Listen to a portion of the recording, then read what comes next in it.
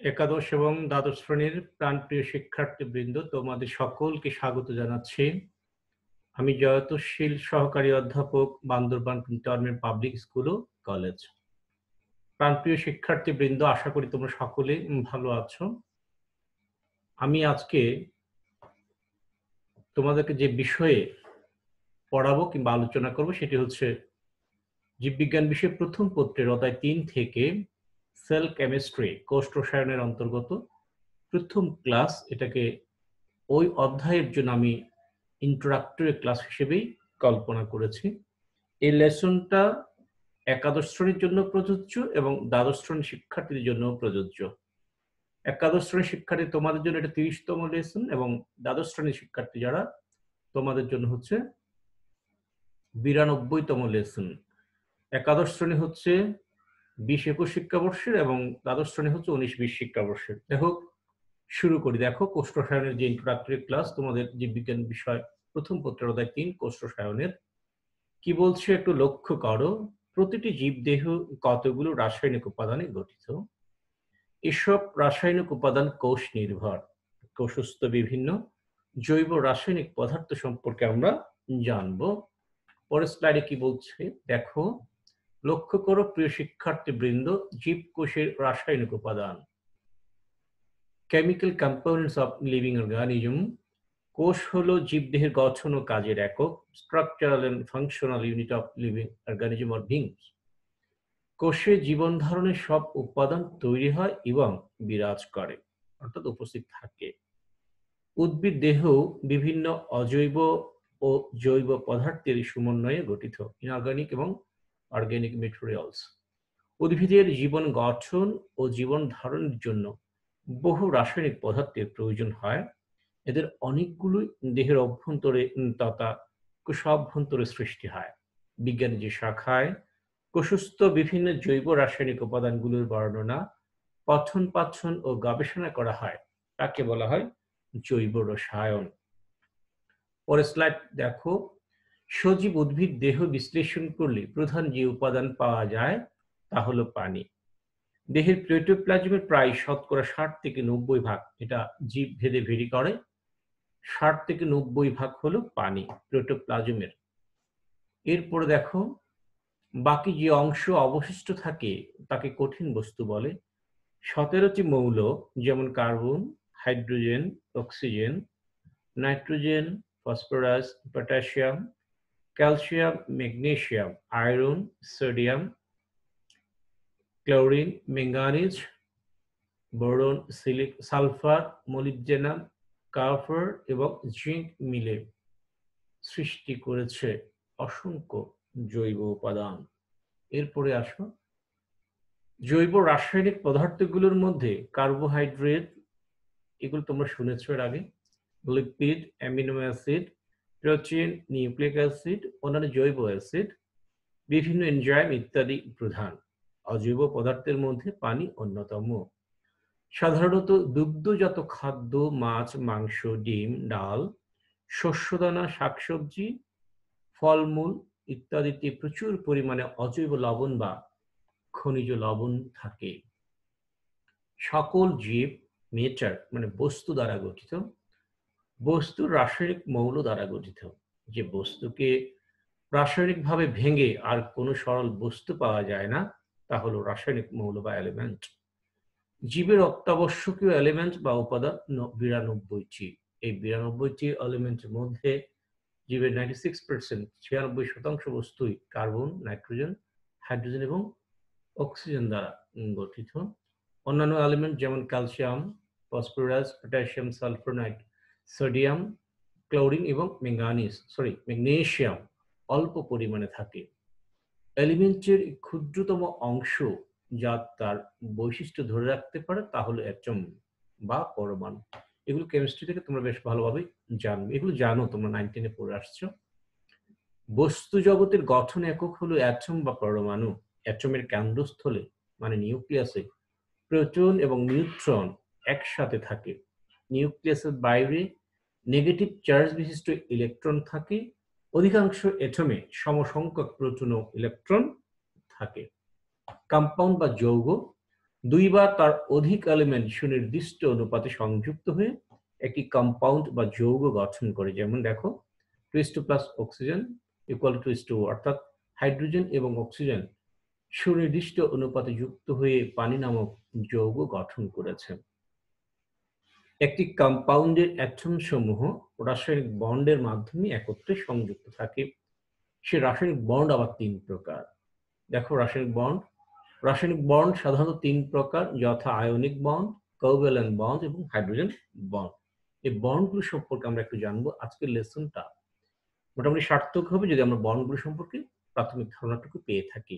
আমার বিশ্বাস তোমরা কেমিস্ট্রি থেকে এই বন্ডগুলো সম্পর্কে সুস্পষ্ট ধারণা নবম দশম শ্রেণীতে পেয়েছো। না পেয়ে থাকলেও ইন্টারমিডিয়েট লেভেলের কেমিস্ট্রির প্রতিটি লেকচার চমৎকার করে শুনবে, আশা করি পেয়ে যাবে। আমিও চেষ্টা করছি, আশা করি সক্ষম হব। আয়নিক বন্ডে দেখো, আয়নিক বন্ড প্রতিষ্ঠিত হয় দুটি অ্যাটমের মধ্যে। অ্যাটমের বাংলা হচ্ছে পরমাণু। একটি অ্যাটম থেকে এক বা একাধিক ইলেকট্রন অন্য অ্যাটমে স্থানান্তর হয়। প্রথম অ্যাটম ইলেকট্রন হারিয়ে পজিটিভ চার্জ বিশিষ্ট হয় এবং অপরটি ইলেকট্রন গ্রহণ করে নেগেটিভ চার্জ বিশিষ্ট হয়। অ্যাটমের চার্জ বিশিষ্ট প্লাস হতে পারে অথবা মাইনাস, ধনাত্মক বা ঋণাত্মক, পজিটিভ অথবা নেগেটিভ অবস্থাকে আয়ন বলে। খেয়াল করবা, আয়ন কি অনেক সময় পরীক্ষায় প্রশ্ন হয়, বায়োলজিতে হবে না, কেমিস্ট্রিতে হয়। অ্যাটমের চার্জ বিশিষ্ট অবস্থা পজিটিভ অথবা নেগেটিভ, এই অবস্থাকে বলা হয় আয়ন। পজিটিভ এবং নেগেটিভ চার্জ বিশিষ্ট আয়ন প্রবলভাবে পরস্পরকে আকর্ষণ করে, যার ফলে আয়নিক বন্ড বা বন্ধন তৈরি হয়। এখন দেখো কোভ্যালেন্ট বন্ড বা সমযোজী বন্ধন যাকে বলা হয়। খেয়াল করবা প্রিয় শিক্ষার্থীবৃন্দ, দুটি অ্যাটমের মধ্যে ইলেকট্রন শেয়ার বা ভাগাভাগি হলে কোভ্যালেন্ট বন্ড সৃষ্টি হয়, সমযোজী বন্ধন সৃষ্টি হয়। দুটি অ্যাটমের মধ্যে ইলেকট্রন সমান ভাগে ভাগাভাগি হলে যে বন্ড তৈরি হয় তা হলো নন পোলার কোভ্যালেন্ট বন্ড।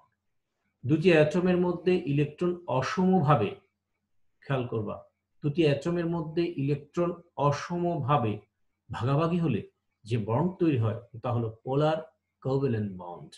ব্র্যাকেটে যা দিয়েছি সেটা একটু করে খেয়াল করো।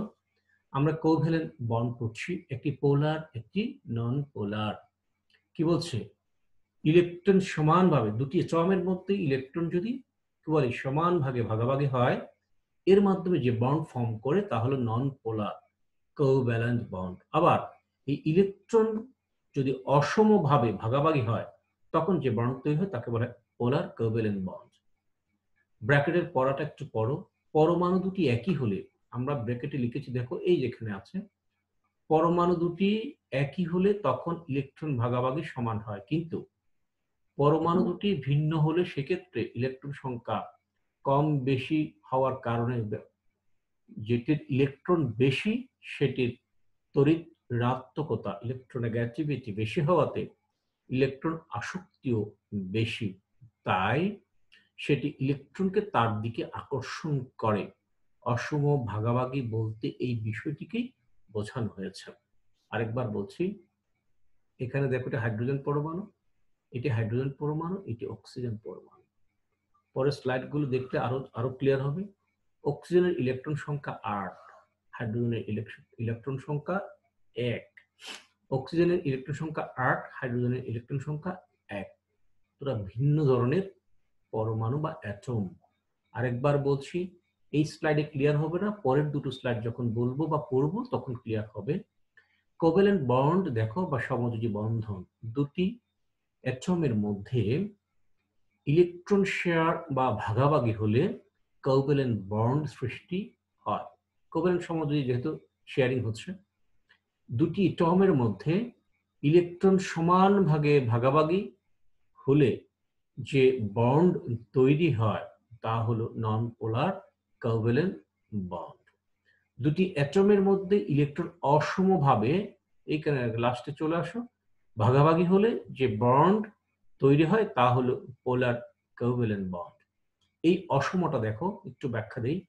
পরমাণু দুটি একই হলে তখন ইলেকট্রন ভাগাভাগি সমান হয়, কিন্তু পরমাণু দুটি ভিন্ন হলে সেক্ষেত্রে ইলেকট্রন সংখ্যা কম বেশি হওয়ার কারণে যেটির ইলেকট্রন বেশি সেটির তড়িৎ ঋণাত্মকতা বেশি হওয়াতে ইলেকট্রন আসক্তিও বেশি, তাই সেটি ইলেকট্রনকে তার দিকে আকর্ষণ করে।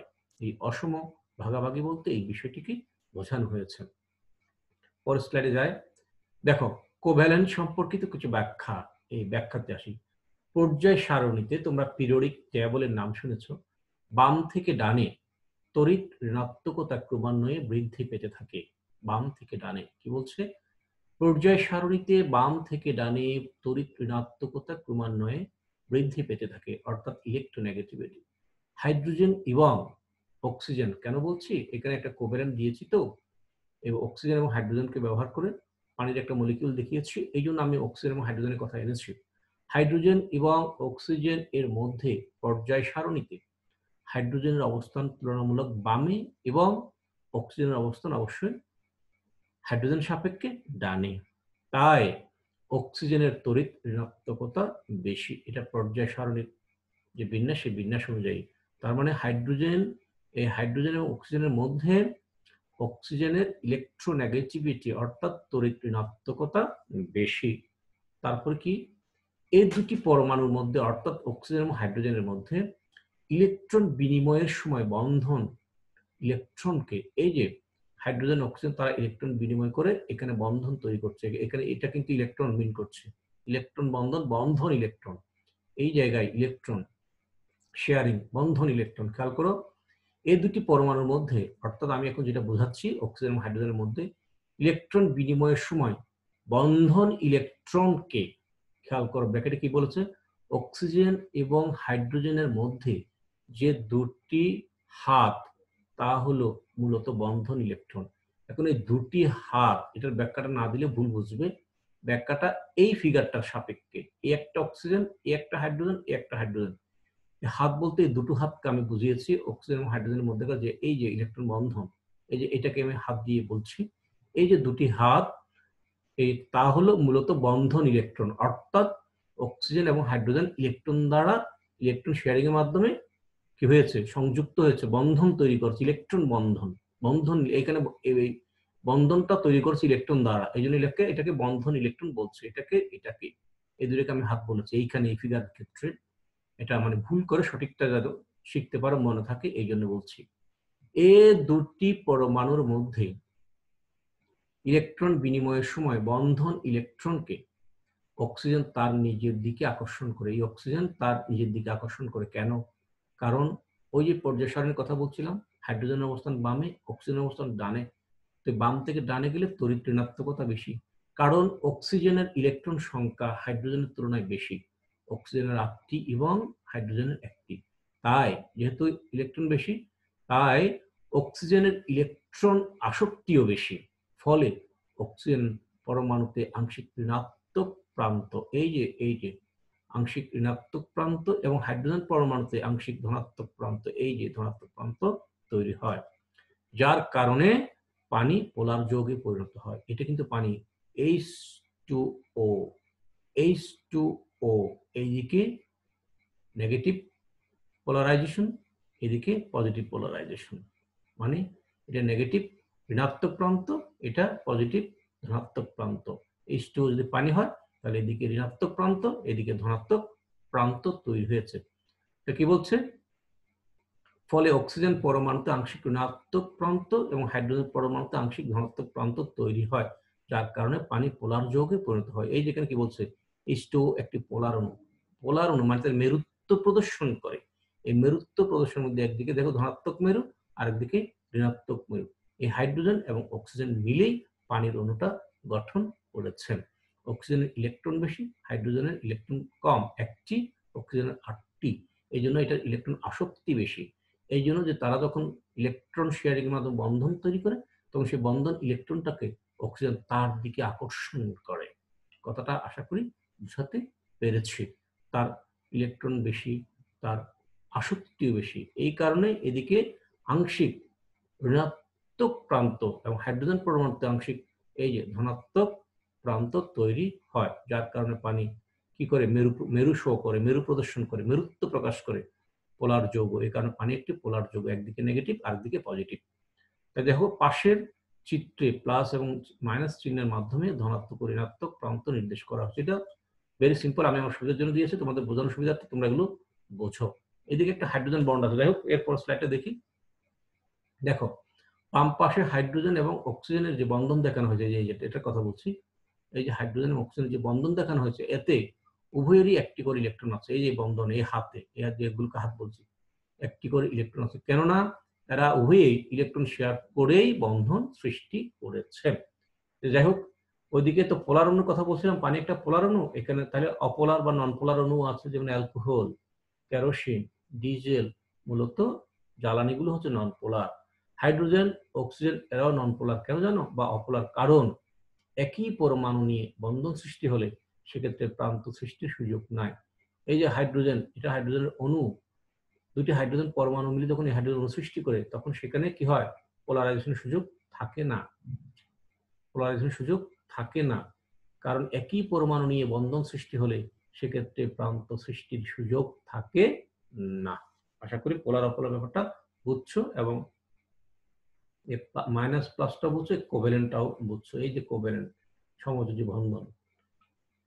এরপর দেখো হাইড্রোজেন বন্ড কি বলছে, এক অণুর আংশিক পজিটিভ চার্জ বিশিষ্ট হাইড্রোজেন পরমাণু, এই যে এই যে এই দেখো H2O, এটা একটা পানি, এই যে দেখো H2O, এটা একটা পানি, H2O এটা পানি, H2O পানি, এই পানির একটা অণুর সাথে আরেকটা যুক্ত, এটার সাথে আরেকটা যুক্ত। এক অণুর আংশিক পজিটিভ চার্জ বিশিষ্ট হাইড্রোজেন পরমাণু, খেয়াল করো, এই যে H2O, এইটা একটা পানি, এইটার হাইড্রোজেন, ওই যে এখানে পজিটিভ চার্জ সৃষ্টি হয়, এই যে এখানে নেগেটিভ চার্জ সৃষ্টি হয়, এই যে এখানে নেগেটিভ চার্জ আছে, এখানে পজিটিভ চার্জ আছে। তাহলে কি, এক অণুর, এই যেটা একটা অণু, ও একটা হাইড্রোজেন, দুইটা পানির অণু আর কি, এক অণুর আংশিক পজিটিভ চার্জ বিশিষ্ট হাইড্রোজেন পরমাণু, এই যে ধরে নাও এখানে এটা, এবং অপর অণুর আংশিক নেগেটিভ চার্জ বিশিষ্ট এই অণুর, এই যে অক্সিজেন, এই যে নেগেটিভ চার্জ, এই যে নেগেটিভ চার্জ এখানে আছে, পরমাণুর মধ্যে আকর্ষণজনিত শক্তির কারণে এই যে হাইড্রোজেন এবং অক্সিজেন একে অপরকে আকর্ষণ করছে, যে বন্ড তৈরি হয়, এই যে বন্ড তৈরি হয়, এটাই হলো হাইড্রোজেন বন্ড। এটাই হলো হাইড্রোজেন বন্ড। দুটি কি করে, এক অণুর আংশিক পজিটিভ চার্জ বিশিষ্ট হাইড্রোজেন পরমাণু, অপর অণুর আংশিক নেগেটিভ চার্জ বিশিষ্ট পরমাণুর মধ্যে আকর্ষণজনিত শক্তির কারণে যে বন্ড তৈরি হয়, এটা হলো হাইড্রোজেন বন্ড। আরেকটু ব্যাখ্যা দেই, কিছু ব্যাখ্যা খেয়াল করো হাইড্রোজেন বন্ড সম্পর্কিত, কি বলছে একটু লক্ষ্য করো। হাইড্রোজেন পরমাণু যখন কোন তীব্র তড়িৎ ঋণাত্মক পরমাণুর সাথে, এই হাইড্রোজেন, এইটা হচ্ছে তীব্র তড়িৎ ঋণাত্মক, কারণ পর্যায় সারণীতে হাইড্রোজেনের অবস্থান এবং অক্সিজেনের অবস্থান যদি খেয়াল করি, তাহলে হাইড্রোজেন সাপেক্ষে অক্সিজেন অবস্থান ডানে, হাইড্রোজেন অবস্থান বামে। এই যেহেতু এটা ডানে, তাহলে এটার তুলনায় হাইড্রোজেনের তুলনায় অক্সিজেন ইলেকট্রোনেগেটিভিটি বেশি, তড়িৎ ঋণাত্মকতা বেশি। তাহলে কি বলছে, হাইড্রোজেন পরমাণু যখন কোন তীব্র তড়িৎ ঋণাত্মক পরমাণুর সাথে কোভ্যালেন্ট বা সমযোজী বন্ধন সৃষ্টি করে, তখন অধিক তড়িৎ ঋণাত্মক পরমাণু বন্ধন ইলেকট্রনকে তার দিকে আকর্ষণ করাতে ওই পরমাণুতে আংশিক ঋণাত্মক প্রান্ত, এই যে, এবং হাইড্রোজেন পরমাণুতে এই যে আংশিক ধনাত্মক প্রান্তের সৃষ্টি হয়। এই রূপে সৃষ্ট পোলার অণুর আংশিক ধনাত্মক, অর্থাৎ হাইড্রোজেন এই যে প্রান্ত, অপর পোলার অণুর, এই অপর পোলার অণু, এটাও পোলার অণু, এটাও পোলার, কারণ পানি তো, এটাও পোলার, এটাও পোলার, এখানে নেগেটিভ, এখানে পজিটিভ, এখানে নেগেটিভ, এখানে পজিটিভ, এখানে নেগেটিভ, এখানে পজিটিভ, এখানে নেগেটিভ, এখানে পজিটিভ। তাহলে কি বলছে, এই রূপে সৃষ্ট পোলার অণুর আংশিক ধনাত্মক হাইড্রোজেন প্রান্ত, এই যে অপর পোলার অণুর আংশিক ঋণাত্মক প্রান্ত, এই যে এটা এবং এটা, এটার ধনাত্মক প্রান্ত, এটা ঋণাত্মক প্রান্ত, এটার ধনাত্মক প্রান্ত, এটা ঋণাত্মক প্রান্ত, এই যে এই হাইড্রোজেন বন্ড। তাহলে কি হলো, বিশেষভাবে আকর্ষিত হয়ে যে বন্ধন সৃষ্টি হয় তাকে বলে হাইড্রোজেন বন্ধন। আশা করি বুঝতে পেরেছো। ছোট্ট আর একটা ব্যাখ্যা আছে, যেটা শর্টকাট করে টিচাররা বলে, এটা হয়তো তুমি শিখতে পারো, বাট বুঝতে, অনুধাবন করতে, সুদূর প্রসারে কাজে লাগাতে অসুবিধা হবে, এই জন্য ছোট করে যদি দিয়েছি। এক অণু পানির ধনাত্মক হাইড্রোজেন প্রান্ত, এই যেটা এক অণু পানি, এই ধনাত্মক হাইড্রোজেন প্রান্ত, অপর একটি অণু পানির, এই এই যেটা মনে করো ধনাত্মক হাইড্রোজেন প্রান্ত, এইটা ধনাত্মক হাইড্রোজেন প্রান্ত, অপর একটি পানির অণু ঋণাত্মক অক্সিজেন প্রান্ত, এই যে বিশেষভাবে আকর্ষিত হয়ে যে বন্ধন, এই বন্ধনটাকে বলা হয় হাইড্রোজেন বন্ড। আশা করি বুঝতে পেরেছো। পেপটাইড বন্ড, এগুলো পরে আরো পড়াবো, জাস্ট প্রাথমিক। দুটি অ্যামিনো অ্যাসিডের মধ্যেকার সৃষ্ট বন্ড, এটি হলো এটা একটা কোভ্যালেন্ট বন্ড। এই যে এখানে এই বন্ডটা হলো পেপটাইড বন্ড। এগুলো আরো বিস্তারিত পরে পড়াবো। এটা একটা পেপটাইড বন্ড। এখানে একটা বন্ড, এখানে একটা বন্ড, দুইটা বন্ড বিধায় এটা ডাইপেপটাইড। ডাইটা দুই থেকে আসছে, দুটোই পেপটাইড। এদিকে একটা অ্যামিনো অ্যাসিড, এদিকে একটা অ্যামিনো অ্যাসিড, আবার এদিকে একটা অ্যামিনো অ্যাসিড, এদিকে একটা অ্যামিনো অ্যাসিড। এই দুইটা সরি এই এই এই বন্ড হলো এটা, এদিকে একটা, এদিকে একটা অ্যামিনো অ্যাসিড। এই দুইটা বন্ড বিধায় এখানে একটা বন্ড, এখানে একটা বন্ড, এই দুইটা বন্ড বিধায় এটা ডাইপেপটাইড। মূলত এটাও পেপটাইড, এটাও পেপটাইড বন্ড। একটি অ্যামিনো অ্যাসিডের দেখো হাইড্রোক্সিল মূলক মানে কার্বক্সিল গ্রুপের, এই দেখো এটা ওএস, এই সি এই ও ও এই সি ডবল এস কার্বক্সিল মূলক। এটার ওএস মূলকটা কি করে অপর একটি অ্যামিনো অ্যাসিডের এই দিকের অ্যামিনো অ্যাসিড, এই যে দেখো হাইড্রোজেন অ্যামিনো গ্রুপের এই যে NH2, এই যে NH NH2, এই অ্যামিনো গ্রুপের হাইড্রোজেনের সাথে যুক্ত হয়ে পানি বের হয়ে যায় H2O এবং কার্বন নাইট্রোজেন বন্ধন তৈরি হয়।